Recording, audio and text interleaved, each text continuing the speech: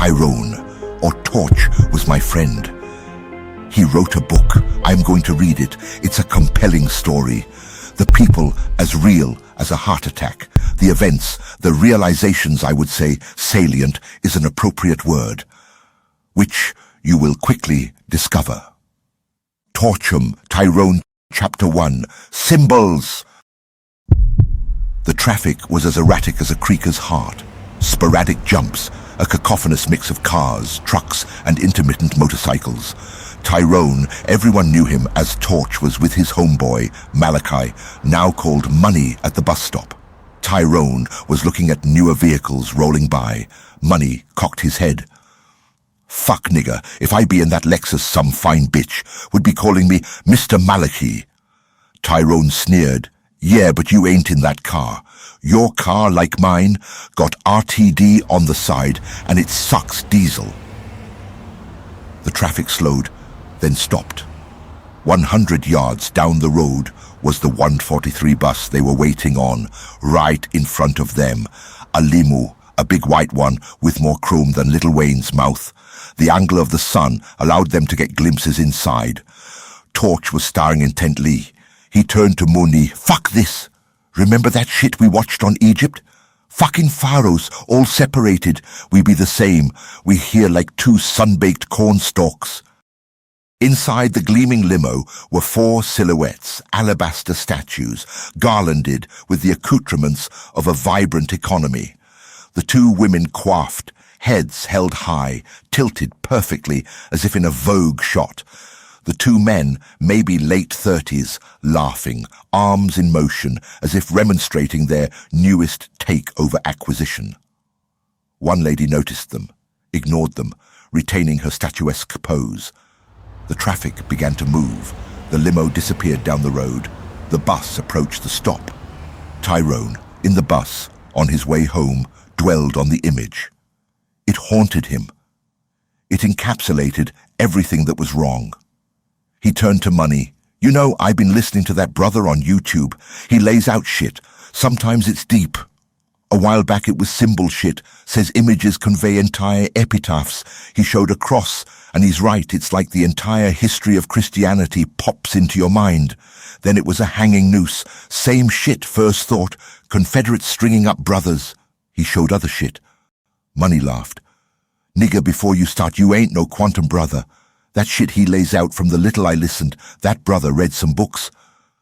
Tyrone dwelled on his past. It did not include a lot of books. His dad left early, got in trouble, did time and drifted away. His mom, in a nursing home, a stroke in him, pounding out beats on YouTube.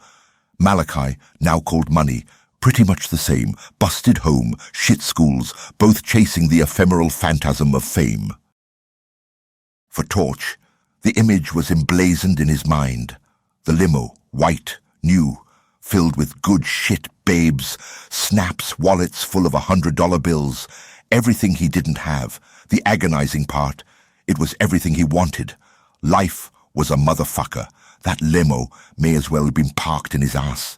He knew if he was the one inside, and they traded places.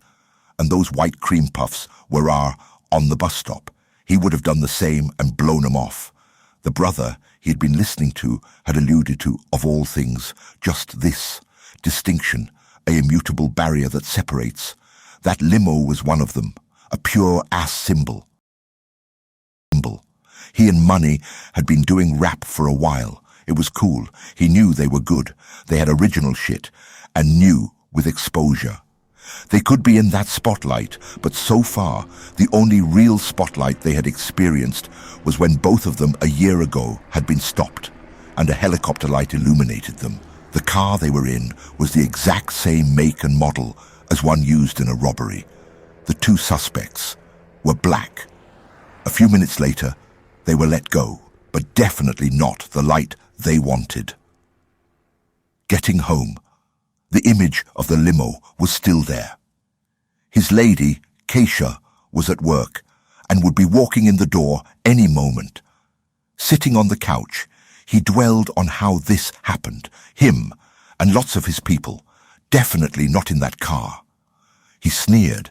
Instead, they were working in the car wash, not sitting in the vehicle, being slaved over. On reflection, he realized his information toolkit to scale this financial and social wall of confining distinction was really tiny. In front of him on the coffee table was a half-full glass of water. This was him, half full. Fuck, not just him, but immeasurably more. And lots of them were brothers. He believed, as the Quantum Brother said, everyone had the potential to hold some kind of reservoir, dwelling on his lake, his reservoir. It could barely hold an alligator. QB, the Quantum Brother, as he called him, explained, the lake is filled with information. Information has value. You want to fill it by pumping up your information intake. Fucking information.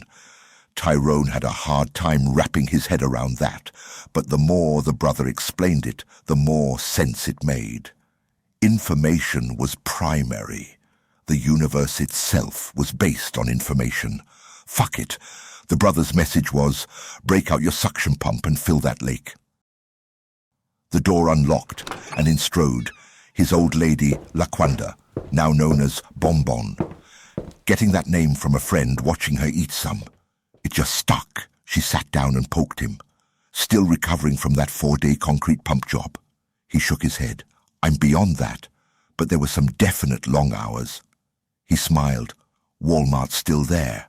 She laughed. Walmart goes. The whole world falls apart. You and money got new shit you're working on? Tyrone shook his head. Always. She turned to him. Shit, nigger. Your YouTube channel should be blazing with hits.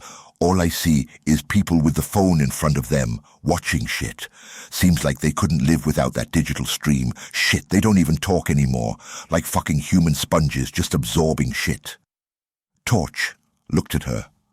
Funny you should say that. That bro I now be listening to was just talking about that. Says this current culture is a swan dive into an intellectual and creative collapse. It shows that people have abandoned any concept of the creative potential within them. She looked at him quizzically. He smiled. I even remember his sentence. They have to be entertained because they do not know how to entertain.